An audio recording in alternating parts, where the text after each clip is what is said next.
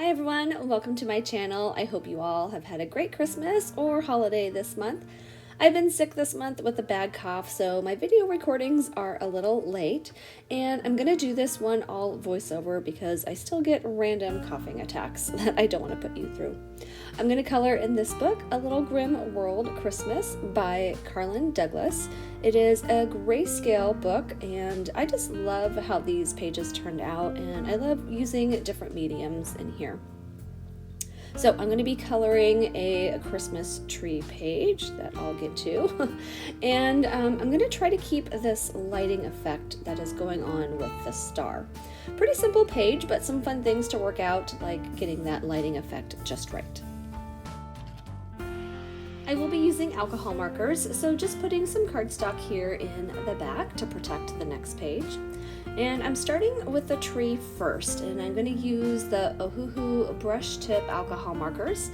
This is G220 lime green, and I'm just going to carefully work around the lights and the ornaments. The ink does seem to spread away from the border that you're trying to keep, so just use light pressure. I also try to use little dots or brush lines around the ends of the pine needles that you see on the outside edge. My mom just posted a picture of my dad from the 1950s. He was sitting with his parents by their Christmas tree with his opened presents around him. And this picture just seems very nostalgic. I don't know, maybe it's the formal looking wallpaper and the glass ornaments on the tree, but yeah, maybe that's why I picked this page.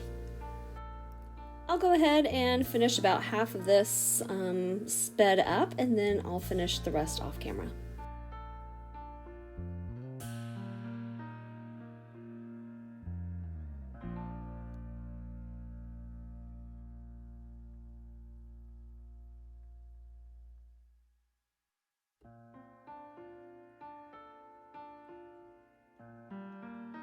Alright, the green is all done. Now on to some of these other elements I will do in marker. So my kind of white things will actually be this very light peach, which is R18 Pastel Peach. I'll go ahead and speed this part up too. Not much special I'm doing, just coloring inside the lines, or what you can see of the lines. Sometimes it is hard to make out in these grayscale books what part goes with what, but after you add color you can kind of make things out.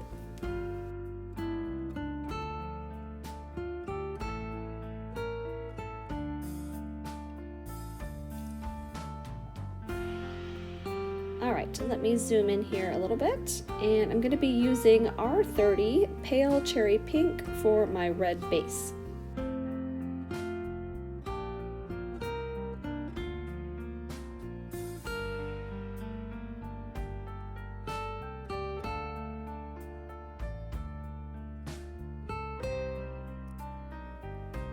And for my blue base, I'm using BG68 Turquoise Blue.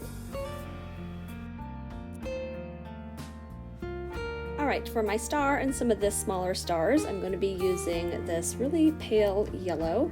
It is GY173, and it's actually called Dim Green, but I think it's a little bit more yellow. For these ornaments, I'm basing them with the light peach. This is, remember, my white color. And then I'll finish them off with color pencil. Fine liners would probably work too, because they don't bleed like the alcohol markers. I do not want to use red to do the little stripes in the candy cane with the alcohol markers, because I think it would just bleed too far out of the shape. So yeah, I'm just going to use color pencils to finish them off.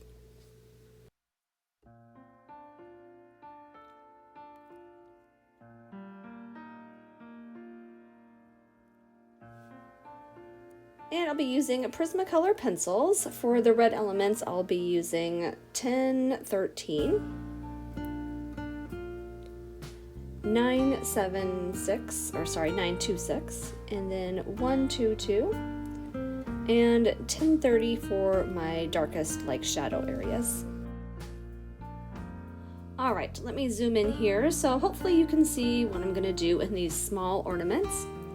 I think the big thing will be to have a very sharp point to get into these little things. So just gonna sharpen some of these and get a nice fine point.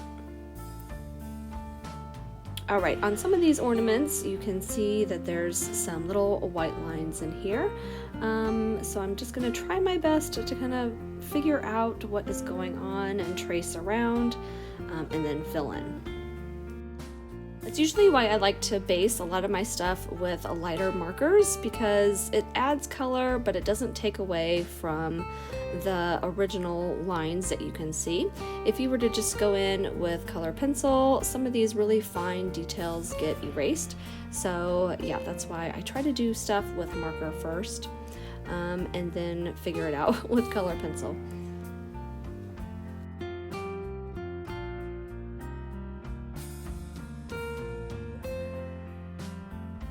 And then just to help create some dimension and roundness using multiple shades, lighter and darker shades of that red, using the darker one kind of around the edges, top and bottom, just to help give it that dimensional look. And then the very lightest one that I'm using to help blend and burnish is that 1013.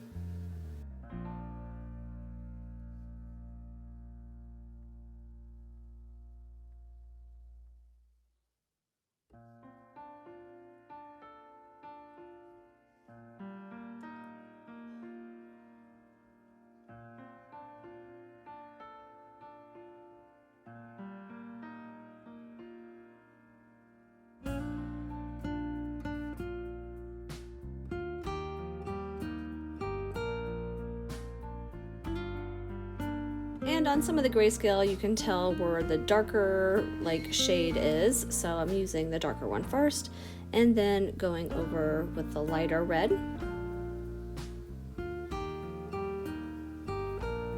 I want all my ornaments to kind of be these red and white glass ornaments. So I'll just be using these reds. Some of the stars I'll do yellow. And again, using that peach color, this is also my shade for the white. So that light peach marker acts again as the white, and so this is just my shadow.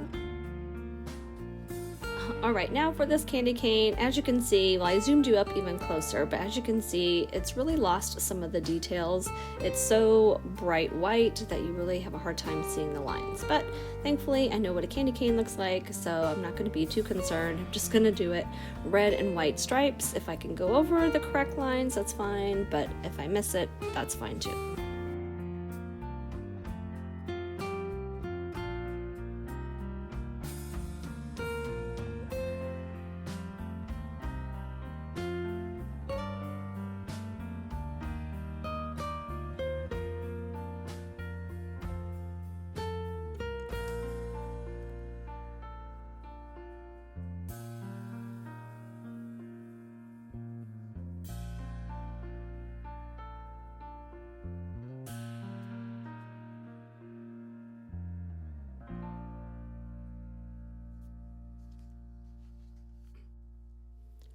Again, for the star, I can see that there's some dimensional shadow lines in here, so I'm just going to do my best to try to figure out how the star is shadowed.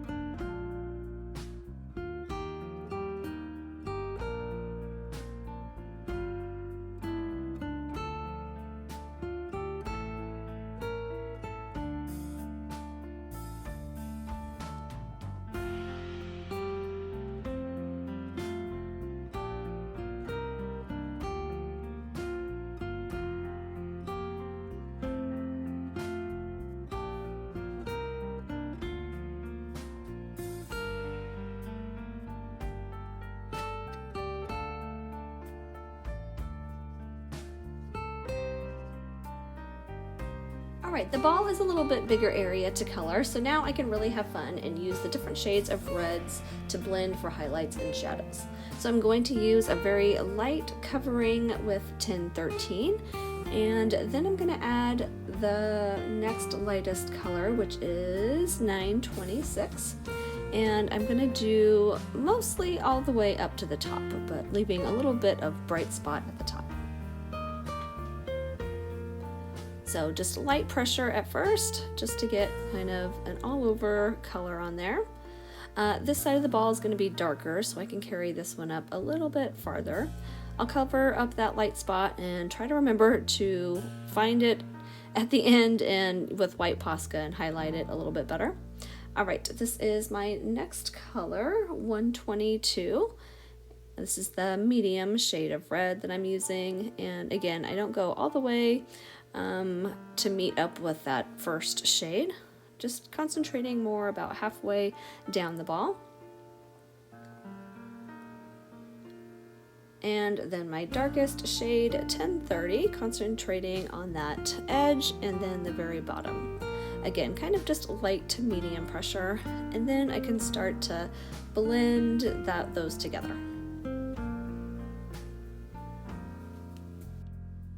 Yeah, and I don't really have a right way to do this. I just kind of play and go back and forth, adding a little bit more here and there. So this is the 926. Just starting to add a little bit heavier pressure.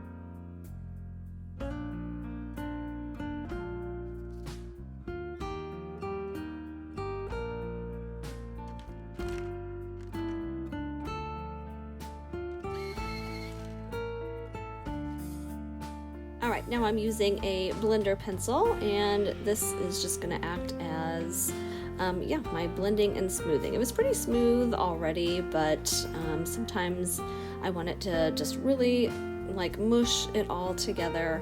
So this really just helps kind of combine all those colors so you don't see any like pencil lines.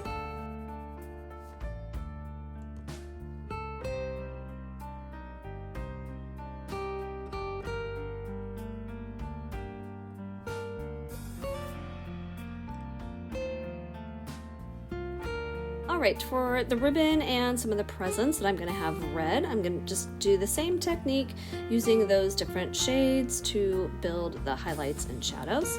The ribbon did give me a little bit of a hard time because some of the areas, especially around like the bow area, it was really hard to determine where the loops were, where the knot was, where like the tail of the ribbon ends and stuff like that. Like this one is pretty easy to see, but some of the ones in the background are kind of hard to tell, especially once you start to color it, because again, the color pencil will cover up those detail lines. So I usually just find one area first to work on and build on that.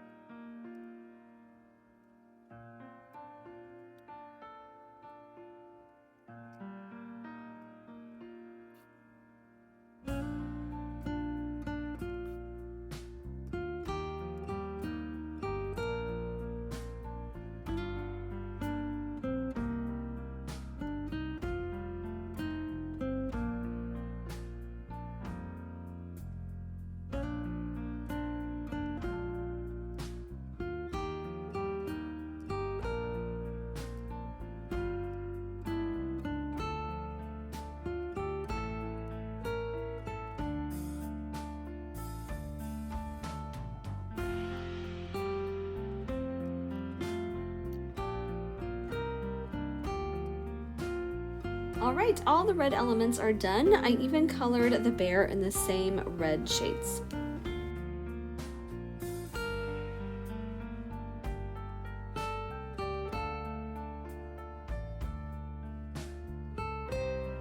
Alright, this big white present in front already has shading, as you can see from the grayscale coming through, but I'm going to add a little bit more of like a reddish shade color on top, just to define it a little bit more and make it look more cohesive with the rest of the colors. So I'll be using 1031 and 1018. I'll also be using white to help blend and also a blender pencil.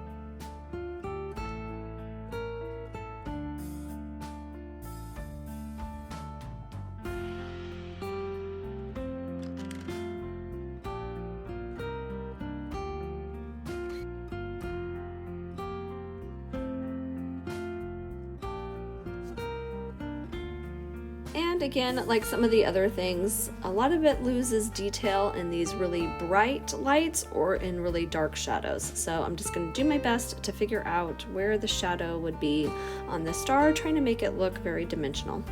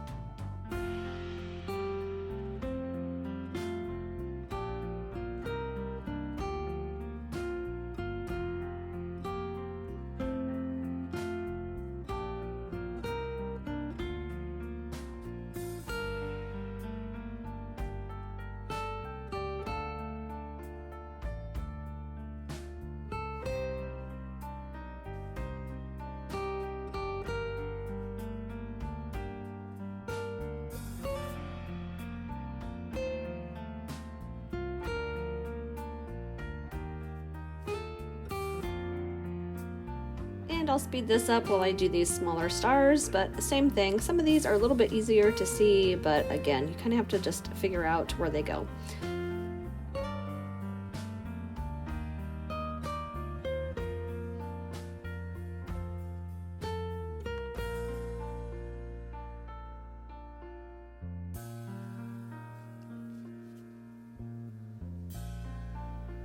Alright, here's a closer look, and I wasn't quite sure what I wanted to do for the garland and bows, that's why I hadn't done them yet, but I think I'm going to go ahead and use the same green that I did for the tree and red for the bows.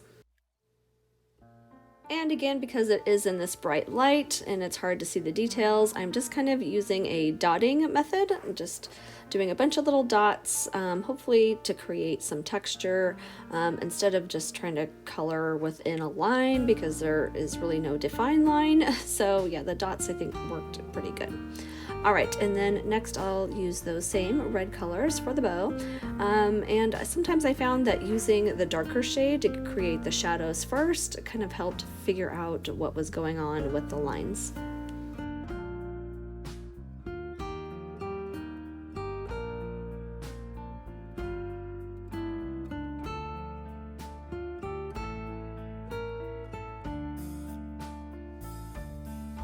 Alright, for a few of these blue things, I'll be using 1086, 1040, and 1027.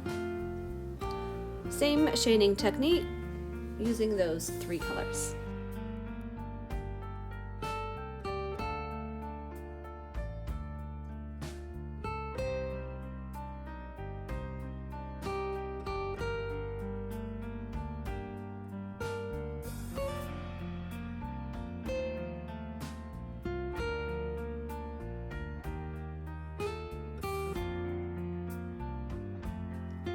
Alright, let me back out and I'm going to point out the tree while I have it on full screen here. So far I have only used one shade of green, all the way up to the top, to the star.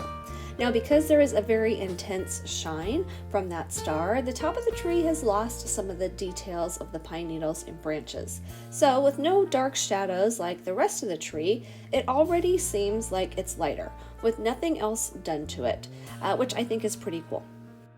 I'm going to leave the tree lights white, but I like the warmth of like a soft yellow glow in trees, so I'm going to use the pale yellow GY173 and then Y270 pale ochre around the lights. Alright, now the tree is just fine the way it is, but I want a little bit more depth of color and just some color variations in the needles. So I'm going to add a few little sprigs of color with Prisma Color Pencil 943 and 908. Alright, so using that very pale yellow, I'm going to go around the lights. It's okay if you go inside the white, but I'm trying to keep it mostly white, just hitting kind of the outside area. So I'll do that with all of the lights.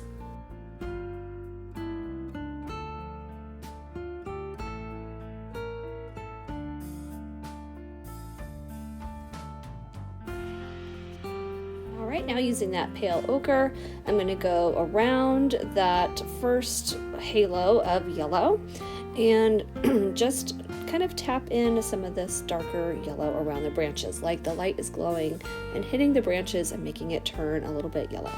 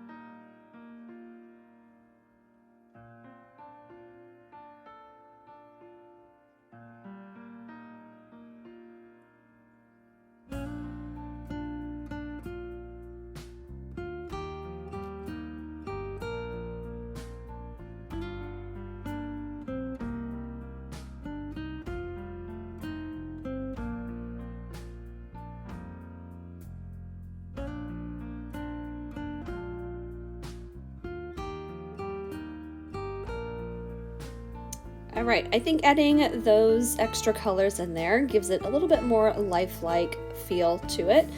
Some color variation like a real tree, not so flat looking.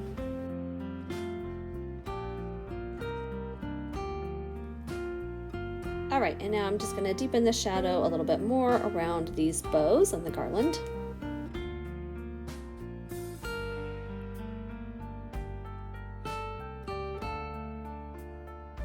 I forgot to record the first side, so now you can see the difference between the left and the right side of the wallpaper. It's subtle, but I'm trying to keep it pretty neutral. I'm using PanPastels in turquoise shade and in neutral gray extra dark, just to darken up the edges around. And I just use this blank piece of paper to kind of help mix those colors together.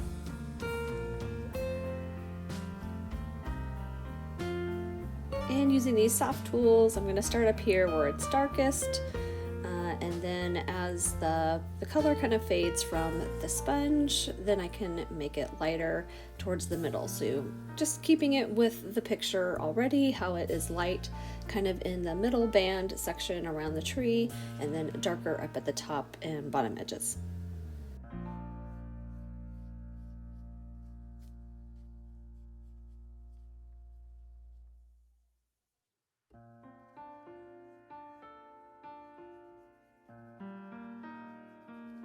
And as you can see, I'm not really a perfectionist. I'm not really keeping these like perfect lines. Trying my best, but it's okay if it goes off a little bit. It doesn't bother me.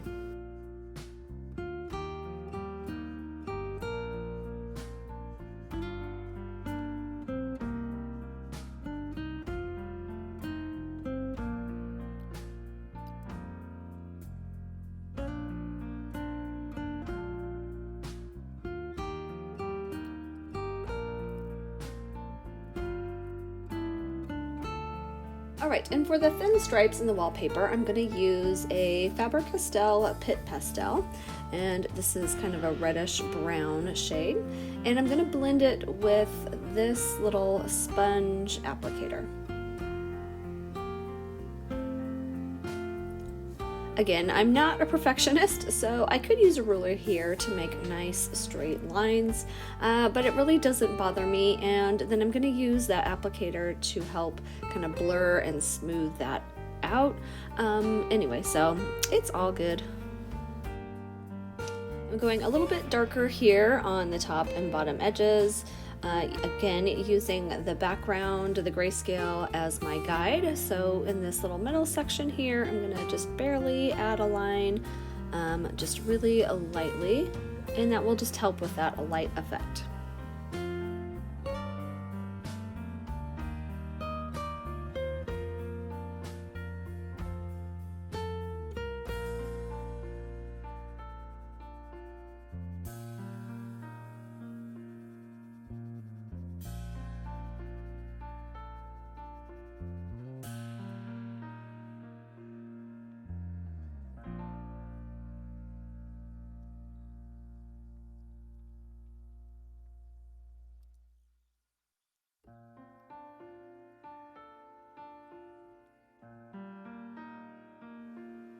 All right, here on the ground are these little photographs, and I want them to look kind of old, so like a sepia tone. So I'm going to use this kind of reddish brown in here.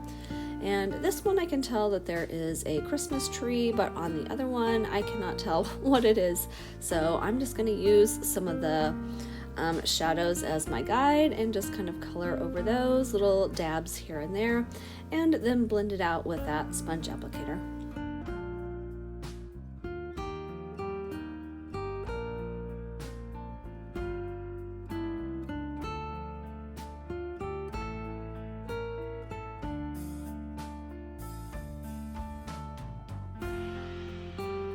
All right, let me bring this in a little closer so you can see it too, but it kind of looks like confetti on the ground.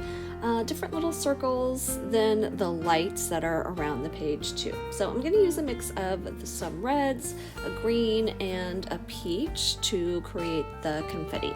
Again, some of them you can see really well, and then others I'll just have to improvise where they go.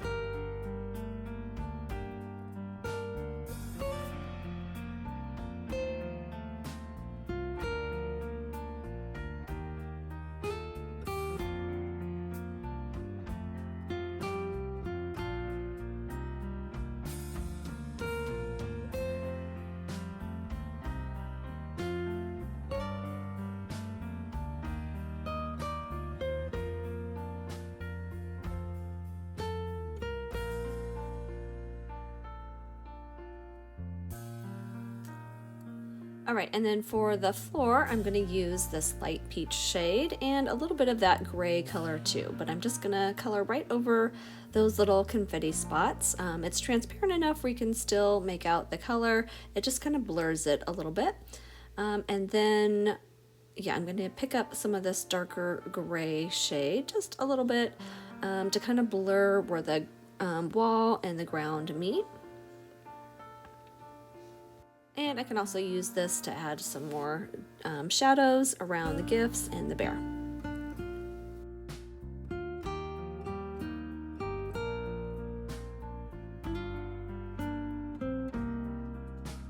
Nothing vibrant, but I like that soft kind of neutral shade to highlight the rest of the colors. Alright, now for those final details, I have a white gel pen, and if I don't like the way that's working, I have my backup Posca pen, which I'll probably end up using anyway. But I'm just going to highlight some of the lights and add more lights. So I couldn't really see any lights in the garland, so I'm just going to add a few in here. And add some in the tree. And then I'll eventually use a white color pencil also, the white Prisma color pencil. And that way I get a little bit more like farther away dots. Not so bright like in where the wallpaper is. There's like these little floating shiny sparkly bits around the tree and on the ground.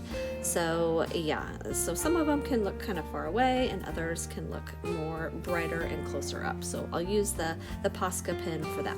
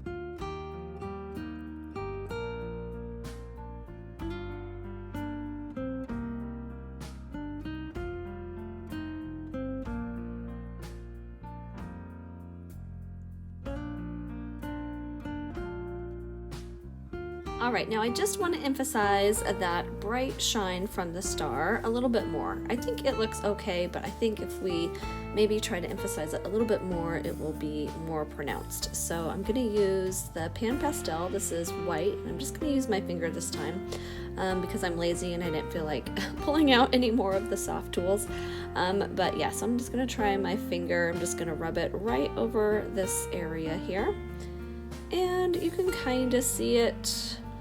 I'm going to try to go a little bit darker just to build it up a little bit more.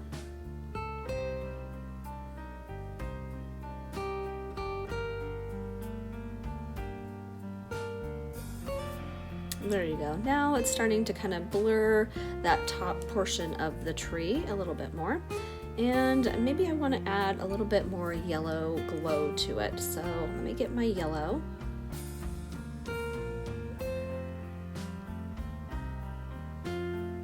And I'm just going to concentrate in a circle around the star, going the top of the tree, over that garland a little bit. Again, the picture already has that effect to it, but this will just kind of enhance that.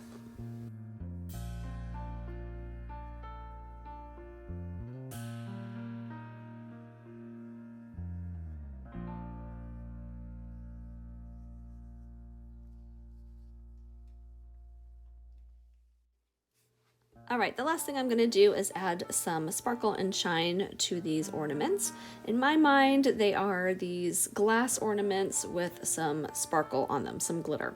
So I just want it to be subtle, and because they're such a small area, I don't want to put down big chunky glitter. So I'm going to use this wing of Stella, and just brush some on all over. Actually, I think I start just doing it in the white, and then it's hard to see, so I think I just go over like all over the ornaments and on the candy canes.